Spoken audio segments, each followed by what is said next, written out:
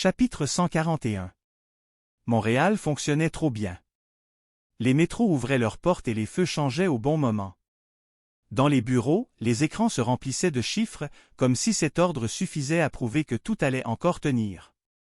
Yvon marchait avec Poutine dans une ville qui absorbait les scandales sans ralentir. Le téléphone vibra. Un dossier portait un titre étrange. Personne n'est coupable. Yvon l'ouvrit. La première page ne montrait aucun visage, seulement une décision d'assurance. Une enfant devait recevoir un traitement coûteux après l'échec d'une première thérapie.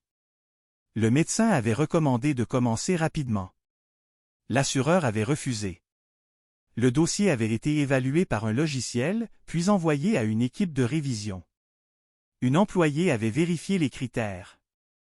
Un médecin conseil avait confirmé la grille. Un gestionnaire avait approuvé la procédure. Personne n'avait écrit qu'il voulait laisser mourir une enfant. Pourtant, le traitement avait été retardé assez longtemps pour qu'elle ne puisse plus le recevoir. Yvon ralentit lorsque la voix appela. Il répondit sans quitter l'écran. Elle lui demanda qui était coupable. Yvon répondit que quelqu'un avait forcément pris la décision. La voix lui demanda lequel. Le logiciel avait appliqué les critères. L'employé avait suivi le protocole. Le médecin conseil avait respecté le contrat. Le gestionnaire avait validé la procédure. Chacun pouvait montrer la personne placée avant lui ou après lui. Et au centre, il restait une enfant qui n'avait choisi aucune de ces règles. Yvon demanda ce que la voix essayait de prouver. Elle répondit qu'un système devenait dangereux lorsque chacun pouvait obéir proprement et produire ensemble une conséquence que personne n'accepterait de signer seul. Un deuxième dossier apparut. Une famille avait été expulsée après plusieurs retards de loyer. Une société de gestion avait automatisé les avis. Le service juridique appliquait le contrat, l'huissier exécutait une ordonnance et la municipalité disait ne pas pouvoir intervenir. La famille avait passé plusieurs nuits dans une voiture avant d'obtenir une place. Personne n'avait décidé seul de la mettre dehors. La voix demanda à Yvon si l'absence d'intention rendait la conséquence propre. Yvon répondit que non. Elle lui demanda alors où commençait la responsabilité.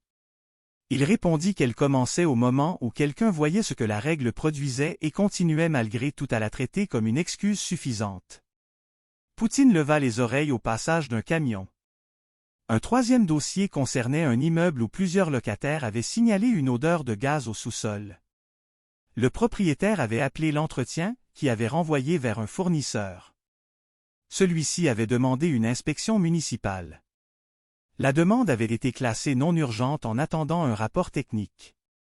3 semaines plus tard, une fuite avait envoyé plusieurs locataires à l'hôpital. Tous avaient survécu. Chaque intervenant pouvait montrer un courriel prouvant qu'il avait transmis le problème ailleurs. Personne n'avait ignoré l'alerte. Personne ne l'avait vraiment prise en charge. La voix demanda à Yvon combien de personnes il fallait pour qu'une faute cesse d'avoir un propriétaire. Yvon ne répondit pas.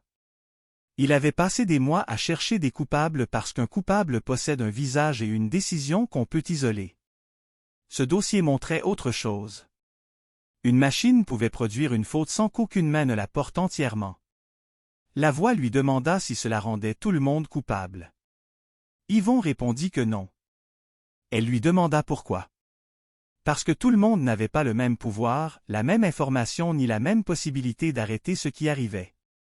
Un employé au bas de la chaîne ne portait pas le même poids que celui qui avait créé la règle ou l'avait maintenue après avoir vu ses conséquences.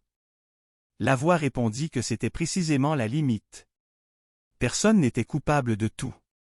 Mais personne ne devenait innocent simplement parce que la faute avait été découpée en assez de petites tâches pour disparaître entre les bureaux. Un dernier dossier apparut. Une école avait supprimé un service d'aide spécialisé après une réduction budgétaire. La direction avait protesté. Le centre de service avait invoqué une enveloppe insuffisante. Le ministère avait parlé d'optimisation. Aucun document ne disait qu'un enfant devait perdre son accompagnement. Pourtant, plusieurs l'avaient perdu. Le dossier contenait les demandes refusées, les avertissements des professionnels et les signatures de ceux qui avaient maintenu la décision malgré les conséquences annoncées. Cette fois, la voix sépara les responsabilités. Ceux qui avaient signalé le danger et tenté de l'empêcher n'étaient pas placés dans la même colonne que ceux qui le connaissaient, possédaient le pouvoir de corriger la décision et avaient choisi de la maintenir. Le livre ne disait pas que tout le monde était coupable pareil. Il demandait où la faute devenait assez lourde pour exiger une conséquence. La voix lui dit que les systèmes permettaient à chacun de garder les mains propres en donnant seulement un petit morceau de la décision à chaque personne. Yvon demanda ce qu'elle comptait faire. Elle répondit qu'elle n'allait pas punir une ville pour avoir obéi à ses propres structures. Les dossiers seraient transmis aux familles, aux journalistes, aux organismes de surveillance et aux personnes capables de contester les décisions. Les responsables qui avaient ignoré des avertissements documentés devraient répondre de leur choix. Ceux qui avaient tenté d'empêcher les dommages apparaîtraient aussi, afin de distinguer ceux qui avaient protégé de ceux qui avaient utilisé la procédure comme refuge. Le téléphone vibra encore. Un message apparut. La voix annonça clairement le commandement de ce chapitre. Tu protégeras l'innocent. Yvon demanda comment protéger un innocent lorsque personne ne contrôle seule la machine. La voix répondit qu'il fallait commencer par cesser de croire qu'une procédure devenait morale simplement parce qu'elle était répartie entre assez de personnes. Puis elle ajouta que protéger l'innocent ne signifiait pas sauver tout le monde à n'importe quel prix. Cela signifiait que lorsque le coup d'une décision tombait toujours sur celui qui avait le moins de pouvoir, quelqu'un devait avoir le courage d'arrêter la chaîne et de demander pourquoi. L'appel prit fin clairement.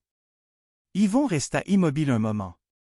Poutine s'assit près de lui et leva les yeux. Le chien ne connaissait ni les organigrammes ni les procédures. Lorsqu'il percevait un danger, il cherchait ce qu'il pouvait protéger. Il ne demandait pas quelle case devait être cochée avant d'agir. Yvon posa une main contre son cou.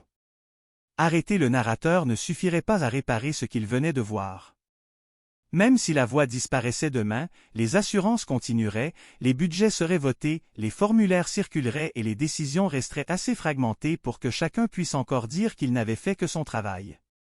Pour la première fois, cette idée ne donna pas à Yvon l'impression que la voix avait gagné. Elle lui donna plutôt une direction. Il ne cherchait plus seulement celui qui avait construit Ligne Noire. Il commençait à comprendre ce que Ligne Noire essayait de lui faire regarder avant que le livre se referme.